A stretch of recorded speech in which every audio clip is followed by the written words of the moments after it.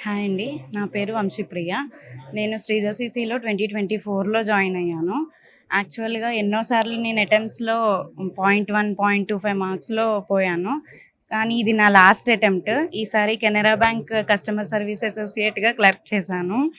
అయితే శ్రీధసీసీని నేను గూగుల్‌లో సెర్చ్ చేసి ఎన్నో విధాలుగా తెలుసుకొని, యూట్యూబ్‌లో చూసి, ఇంటర్వ్యూస్ చూసి ఇక్కడికొచ్చాను.